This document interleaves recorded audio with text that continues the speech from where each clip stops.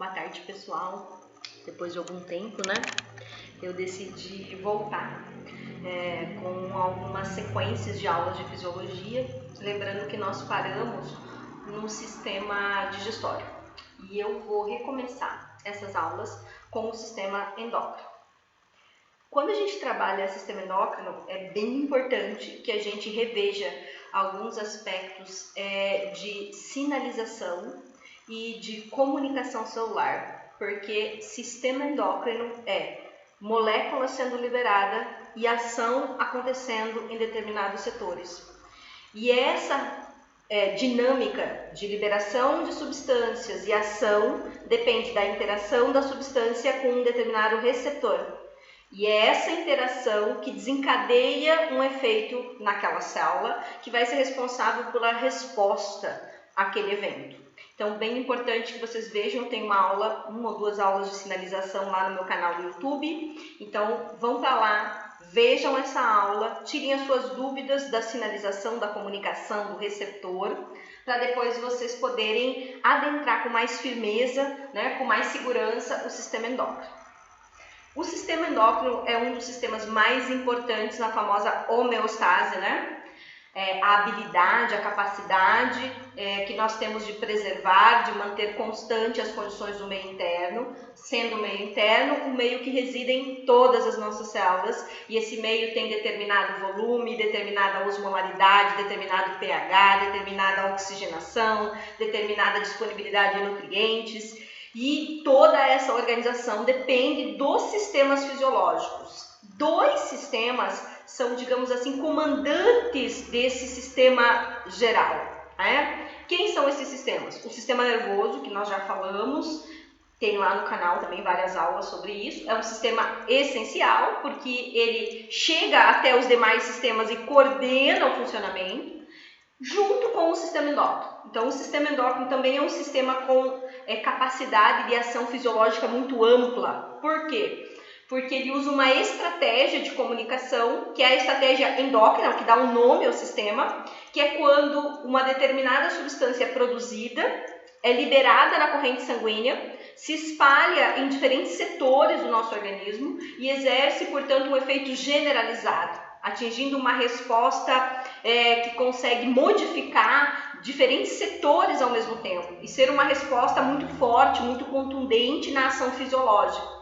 Então, o sistema endócrino tem, por essa razão, junto com o sistema nervoso central, um papel que eu digo assim, de regulador, de gerenciador da homeostase, porque modula o funcionamento dos demais sistemas e faz com que respostas conjuntas aconteçam, né, e sejam muito efetivas, né, na correção de flutuações das variáveis homeostáticas, certo? Bom, quando a gente começa a trabalhar com o sistema endócrino, além da gente saber essas questões de comunicação, de interação molécula-receptor, é importante entender a dinâmica do funcionamento do sistema endócrino. Então, é assim, quando a gente trabalha os demais sistemas, né, a gente percebe que existe uma anatomia bem definida, né? O sistema digestório é composto por uma série de tubos que tem esta forma e tal. O sistema cardiovascular tem um coração, uma série de vasos, o sistema renal tem os rins, os ureteres, a bexiga, enfim. Quando a gente trabalha sistema endócrino, essa localização anatômica definida, ela não existe. Porque o sistema endócrino não é um único sistema, ele é um conjunto, ele é formado, ele é resultado, né, de um conjunto de glândulas que estão distribuídas em diferentes setores do nosso organismo. Então, eu tenho glândula na região anterior do pescoço, por exemplo, a tireoide. Atrás da tireoide eu tenho as paratireoides, eu tenho o pâncreas, né, o pâncreas endócrino, que produz insulina, glucagon e outros hormônios. Eu tenho a glândula adrenal, que fica acima dos rins. Eu tenho as gônadas nos homens, os testículos nas mulheres, os ovários. Então, eu tenho uma série de locais onde essas glândulas estão distribuídas, certo? E aí, tudo isso recebe o nome de sistema endócrino. Então, cada glândula pode ter o seu tamanho, a sua morfologia, o seu modo de produção, mas em conjunto eles fazem parte do sistema endócrino. Por que tudo isso é chamado de sistema endócrino? Porque a lógica do funcionamento é o mesmo. Eu liberar principalmente, embora não seja exclusivamente, uma substância determinada na corrente sanguínea e exercer esse efeito geral sobre o organismo, né? Via corrente sanguínea, via longas distâncias, uma característica da sinalização endócrina, tá? Ela só faz isso de sinalização? Não. Existem hormônios que fazem ação endócrina, ação autócrina, ação parácrina e assim sucessivamente, tá? Mas o modo operante geral do sistema endócrino é essa comunicação de longas distâncias, certo? Bom, quando a gente trabalha o endócrino, normalmente nós começamos por uma das glândulas que é considerada, né, ali a principal glândula reguladora e de ação bastante evidente na nossa homeostase, que é a glândula hipófise, que foi o que eu desenhei aqui, tá? Eu fiz um esquema da glândula hipófise, né? Lembrem, né, sempre que existem na internet, nos livros, nos artigos científicos, esquemas muito melhores, né, muito mais claros, muito mais bonitos do que os meus desenhos. Então, se você gosta de imagem, eu sempre sugiro para você pegar boas imagens para que fique mais fácil consolidar esse conhecimento. Então, o que eu fiz aqui, um esquema representativo, eu vou baixar um pouquinho, né? Porque eu estou adaptando a minha casa a essas atividades. Então, assim, eu fiz um esquema representativo da hipófise. Então, isso aqui é como seria a hipófise se nós conseguíssemos ver ela bem de pertinho. Imaginem assim, tá? Então, quando a gente começa endócrino, a gente começa por um eixo chamado eixo hipotálamo-hipófise, que é essa glândula que eu desenhei. Por que esse eixo se chama hipotálamo-hipófise? Por que ele é um eixo, tá? Então, vamos lá. Porque, na verdade, esta glândula hipófise, ela está ligada ao sistema nervoso central. Então, no sistema nervoso central, existe uma íntima comunicação dessa glândula hipófise com o sistema nervoso, numa interface endócrino-sistema nervoso, dada a importância desses setores para a regulação do organismo de um modo geral, tá? Um setor que se liga diretamente a essa glândula hipófise e que exerce uma função regulatória sobre ela é uma região do nosso encéfalo chamada hipotálamo, tá? Onde que está o hipotálamo? Vamos nos localizar. Eu não representei ele aqui, tá, no esquema. Mas se a gente fosse falar onde está o hipotálamo, se vocês lembrarem do encéfalo e você fizer um corte assim, né, ao meio no seu encéfalo, você vai lembrar que existem cavidades ali bem evidentes. E tem uma cavidade que é um triângulo, que nós chamamos de terceiro ventrículo cerebral. Então, o terceiro ventrículo cerebral é um ponto de referência para nós sabermos mais ou menos aonde está o hipotálamo, tá? Então, paredes laterais, o teto, o assoalho, a base, toda aquela estrutura anatômica ao redor do terceiro ventrículo cerebral é o que? É o hipotálamo. Ela é uma estrutura que, comparado a outras regiões encefálicas, ela é pequena, ela representa uma pequena porção do encéfalo, tá? Mas ela é constituída de agrupamentos de neurônios que são bastante importantes na regulação do nosso organismo como um todo. No hipotálamo existe sede de controle cardiovascular, existe sede de regulação de temperatura, existe sede de regulação endócrina, existe sede de respostas emocionais, existem conexões com diversas áreas da memória, do aprendizado, das emoções. Então, o hipotálamo é meio uma regiãozinha pequena, mas fundamental para o funcionamento do nosso organismo. Então, esta região, o hipotálamo, paredes, teto, assoalho do terceiro ventrículo, é constituída de grupamentos de neurônios que normalmente recebem o nome de núcleos. Então, são os núcleos hipotalâmicos. Lembra da definição de núcleos? Reuniões de corpos celulares de neurônios, tá? Então, são vários núcleos, tá? E essa região tem controle sobre essa glândula chamada hipófise, tá? Então, por isso, o eixo hipotálamo-hipófise.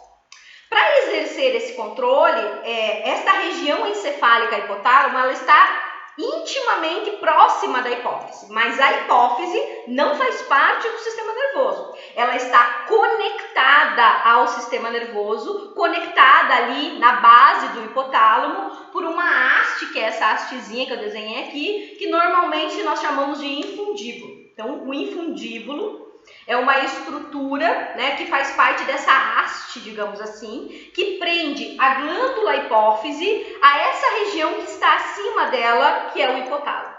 E através dessa conexão, dessa haste, vai haver uma conversa entre os neurônios do hipotálamo e o que acontece nessa glândula hipófise. E essa conversa recebe o nome eixo hipotálamo-hipófise e ela é fundamental para crescimento, diferenciação celular, proliferação. Ela é responsável pela gametogênese, né? Pela reprodução, né? Produção dos gametas masculinos e femininos. É responsável por regulação do crescimento fisiológico do organismo em tamanho. É responsável por regulação de metabolismo. Então, o eixo hipotálamo-hipófise é considerado a porta de entrada do sistema endócrino. Uma falha nesse eixo é praticamente fatal para o organismo, porque prejudica uma série de funções biológicas importantes à manutenção da homeostase e, portanto, à manutenção da vida, tá? Bom, o que mais nós precisamos saber em termos de localização? A hipófise, ela fica, essa partezinha aqui dilatada, que parece um saquinho, né, que eu desenhei aqui, essa parte mais alargada, ela fica assentada fora do sistema nervoso central, na cavidade de um osso que a gente tem, que é um dos ossos do crânio. Então, se vocês relembrarem, nós temos um osso que parece uma borboletinha, chamado osso esfenoide, né? Esse osso tem uma cavidade no seu centro, que é a célula turca. Nessa cavidade está assentada a glândula hipófise. Então, essa parte alargada aqui que eu desenhei da glândula, ela fica sentadinha dentro da cavidade desse osso esfenoide, nessa célula turca. A sua haste fica pendurada nesse assoalho, digamos assim, do hipotálamo, numa região de interface ali que anatomicamente recebe o nome de eminência mediana. Então, fica ali penduradinho e eles dois vão conversar desse eixo chamado hipotálamo-hipófise. Interessantemente, não só o hipotálamo conversa com a hipófise, mas a hipófise libera substâncias que controlam outras glândulas. Exemplos: a tireoide na região anterior do pescoço é regulada pelo eixo hipotálamo-hipófise. As adrenais, que são glândulas que ficam acima dos nossos rins, são reguladas pelo eixo hipotálamo-hipófise. As gônadas masculinas, testículo, feminina, ovário, são reguladas pelo eixo hipotálamo-hipófise. Então, além de produzir coisas importantes para o metabolismo, esse eixo regula outras glândulas que são fundamentais para o funcionamento biológico do nosso organismo: tireoide, adrenal e gônadas. Portanto, se eu perder o hipotálamo ou se eu perder a hipófise, eu não consigo mais ter uma regulação, né, uma regulação funcional adequada, nem da minha tireoide, nem das minhas adrenais e nem das minhas gônadas. Então, isso acaba exercendo um efeito muito acentuado e um prejuízo muito grande à saúde para o indivíduo que tem esse tipo de disfunção, certo? Bom, então agora nós já entendemos o que é o eixo, já sabemos que ele é fundamental para uma série de coisas, nós vamos passar pelas ações dele, mas só para a gente se localizar nesse primeiro momento, né? E agora nós vamos trabalhar um pouquinho com essa glândula chamada hipófise. Então, no meu desenho, né, o que o desenho está mostrando aqui é a glândula hipófise, tá? É isso que nós estamos olhando num esquema representativo. Essa região que é a haste, que eu já expliquei, que prende a uma região anatômica acima, que é o hipotálamo, e aquela parte mais alargada.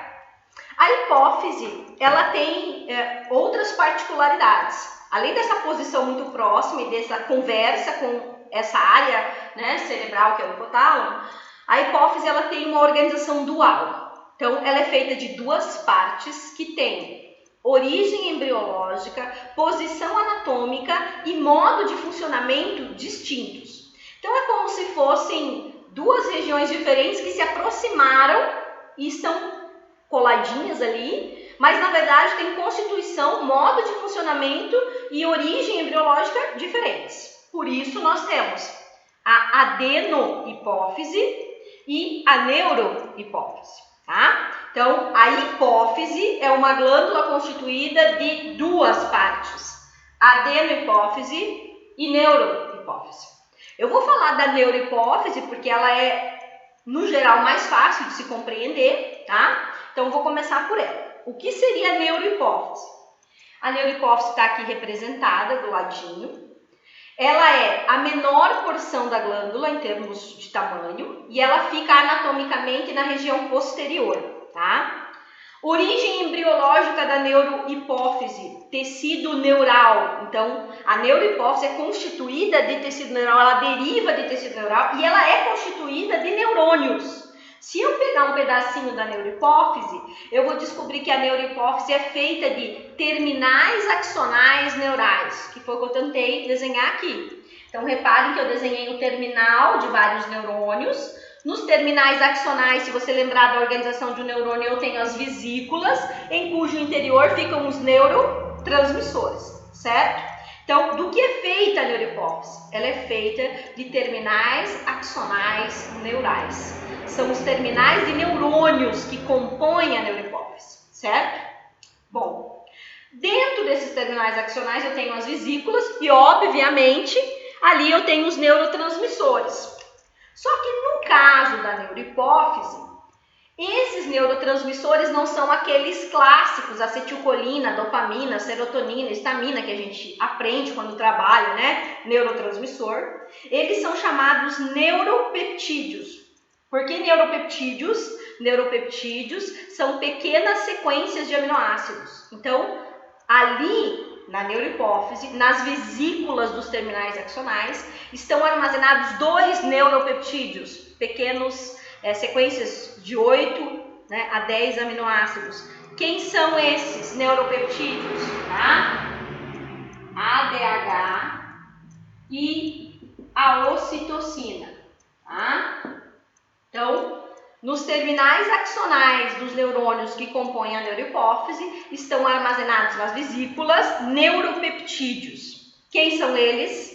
ADH, que é a sigla de hormônio antidiurético, tá? Do inglês, por isso que é o contrário a sigla, mas é hormônio antidiurético, tá? Um hormônio importante para a regulação de água e volume no nosso organismo, com impacto sobre pressão arterial, vou falar um pouquinho dele. E a ocitocina. A ocitocina é um hormônio que tem função na ejeção do leite durante o reflexo da amamentação e é um hormônio importante na contração uterina durante o trabalho de parto. Então tem uma função principalmente evidente nas mulheres por atuar na ejeção do leite e por atuar na contração uterina. Então só se produz na neurohipófise 2 substâncias, ADH ou ocitocina. Esses são os 2 neuropeptídeos, né? Pequenas sequências de aminoácido que ficam armazenados aqui, né? Na neurohipófise. Bom, se a neurohipófise é feita de tecido neural e ela é constituída de terminais axonais de neurônios, obviamente o resto do neurônio tem que estar em algum lugar, porque não existe terminal axonal sem o neurônio como um todo. Então, se eu acompanhar a haste hipofisária, eu vou descobrir que o axônio desses neurônios, ele na verdade está vindo de corpos celulares e neurônios que estão em núcleos hipotalâmicos.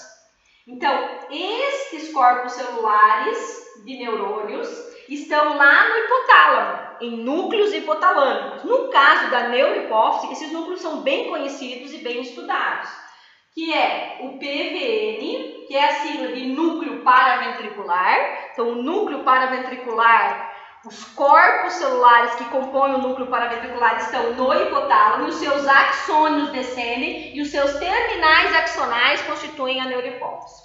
E também, tá, o núcleo supraóptico. O núcleo supraóptico, NSO, tá, é também um núcleo cujos corpos celulares de neurônios descendem os seus axônios pela haste hipofisária e o seu terminal axonal constitui, portanto, a neurohipófise.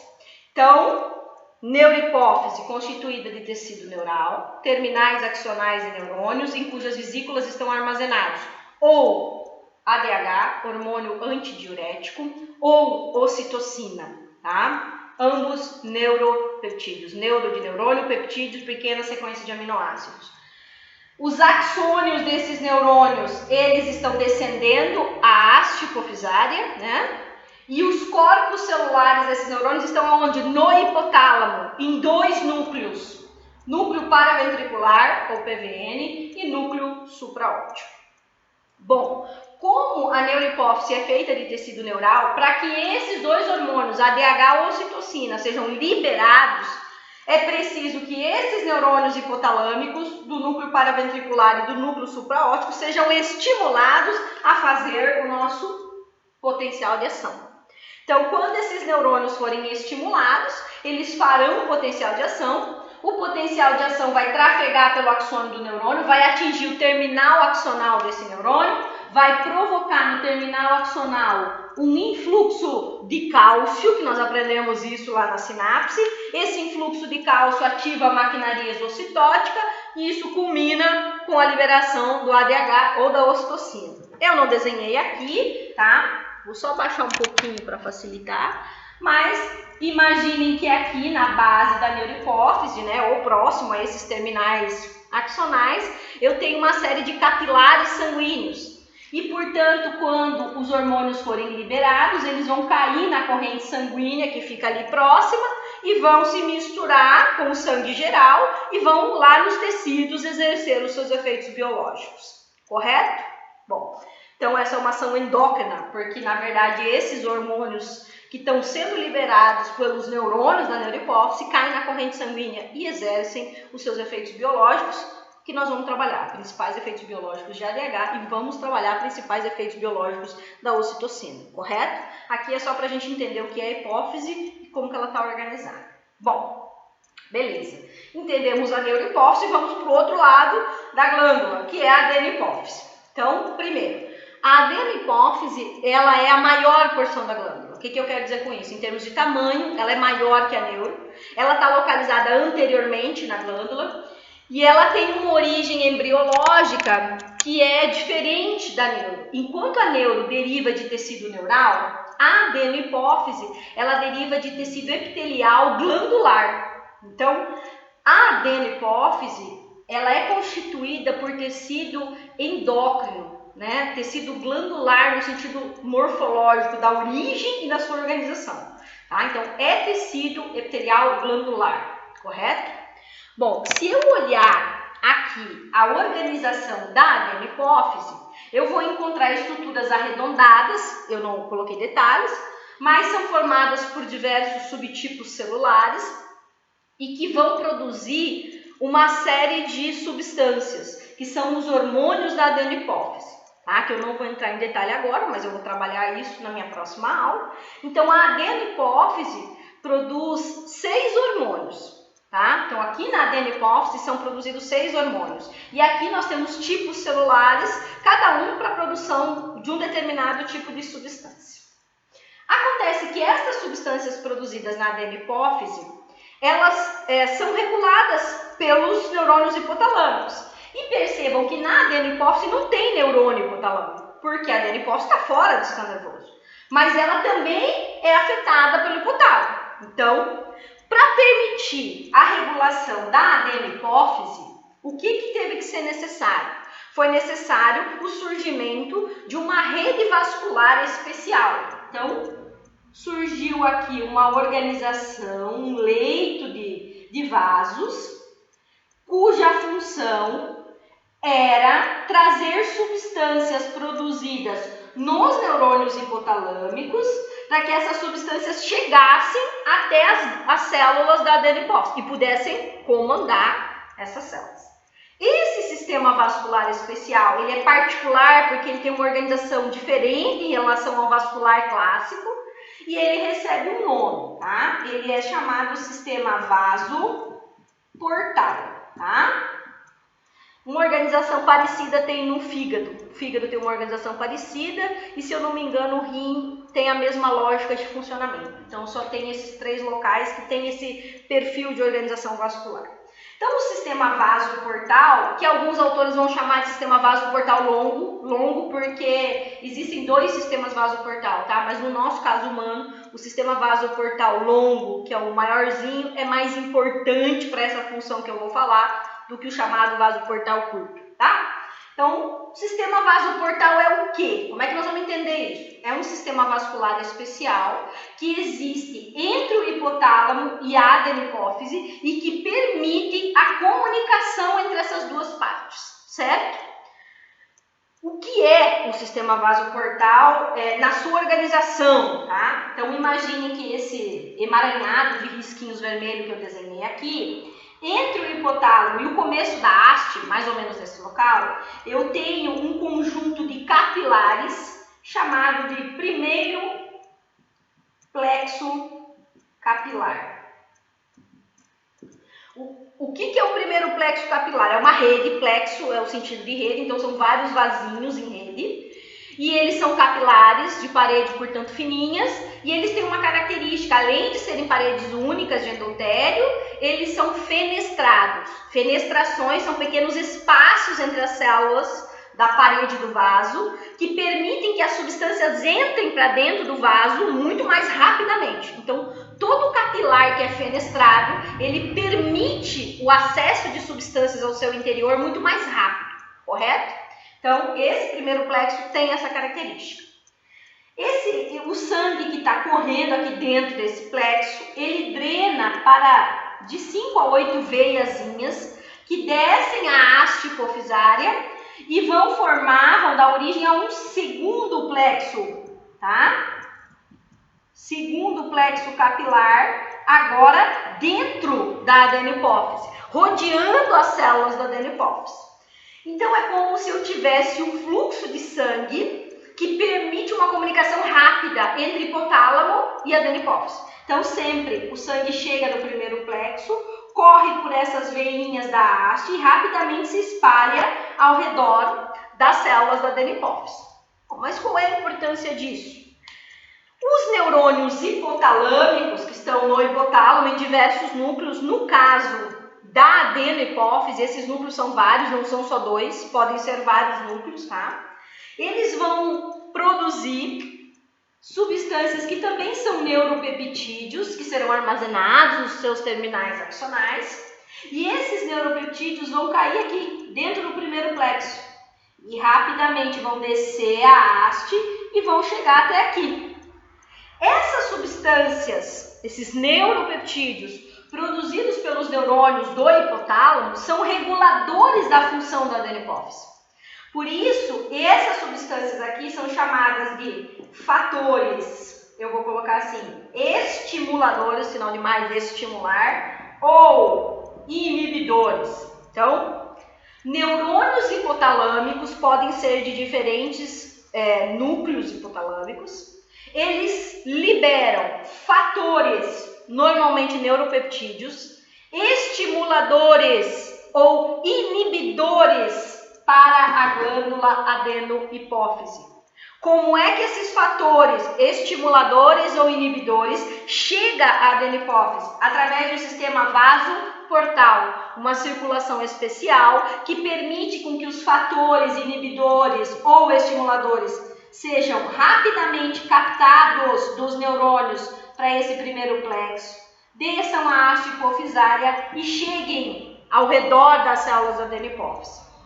Estas células da adenopófise terão receptores nas suas membranas para esses fatores. Se o fator for estimulador, isso vai estimular aquela célula a liberar o seu produto. Se o fator for inibidor, ele vai inibir aquela célula a liberar o seu produto. Ou seja, os livros vão escrever assim, a comunicação no eixo hipotálamo e hipófise, ela é de duas maneiras.